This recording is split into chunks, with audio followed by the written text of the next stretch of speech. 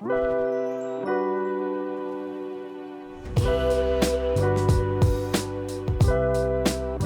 everyone, it's Gary here from Echidna Sewing, and today I'm going to show you how to change the needle on the Halo 100 commercial embroidery machine. Changing your needles is important. Obviously, needles will wear out, they won't last forever, and it's a simple process, but a bit different to, say, your standard home style machine where the needle has a flat back and can only go in one way.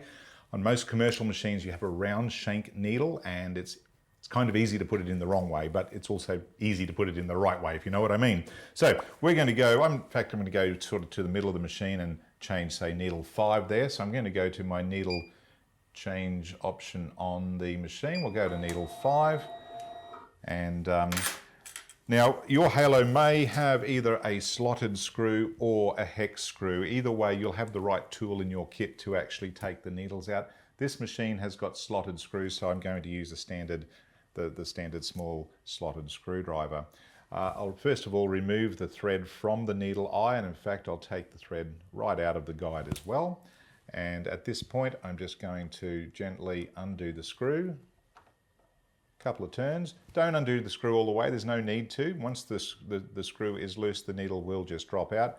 As you can see, it's fallen down now, and I can just pull that back out of the foot, and the needle is now out of the work.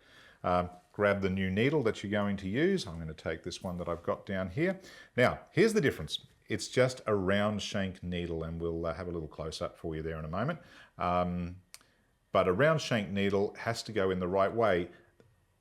The needle has what we call a scarf on it, and the scarf is the part that sits above the needle eye. It's like a little cutout section of the needle, and it needs to go to the back. It has to go to the back. Of course, on the front of the needle, there's a long groove that goes all the way down the needle to the eye, and that is, of course, on the front. So, easiest way to put the needle in, I can find it's easy enough to do with my fingers. Pop the needle down into the presser foot first, and then just find the needle hole and locate the scarf to the back. Now, of course, I held it with the scarf at the back to start with. And once I've got that in there and I'm holding the needle, here's a little tip. I get the old needle I took out, or a needle that's still got the point on it, and I push that needle point into the eye of the new needle, and I can use that to hold the needle in place. I can also use it to twist the needle to make sure that it is square. And in fact, a little tip for commercial embroidery machines, we like the needle to be slightly off square. And in other words, we like the scarf of the needle to be pointing to 11 o'clock. If you could imagine going straight back, there's 12 o'clock on the clock face, 11 o'clock is pointing that way, and you'll see that I'm just twisting my needle to 11 o'clock using the point of an old needle in the eye of the one I've just put in, and I just hold that there at that 11 o'clock rotation, and I just nip that screw up, if I can get my screwdriver in there, and I've now put the new needle in. As easy as that. You do not need to massively tighten this screw. It just needs to be firm, but don't swing on it till you're going to break the screw kind of thing. You don't need to do that. As long as it's nice and firm, it will be fine.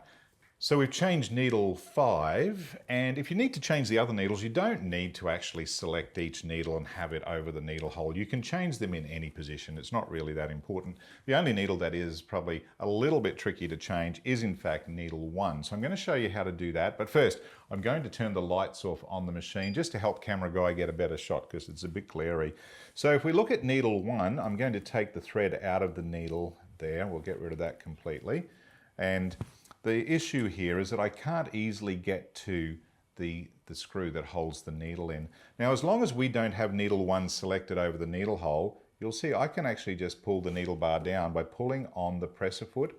I can now see the screw, and I can undo that, and I can just take that needle out, grab my new needle, position it back in, and if I wish, I can get my old needle, put the point in the eye, rotate it to the position I want it as I did on needle 5, and then just pull that needle bar down again and simply tighten that screw.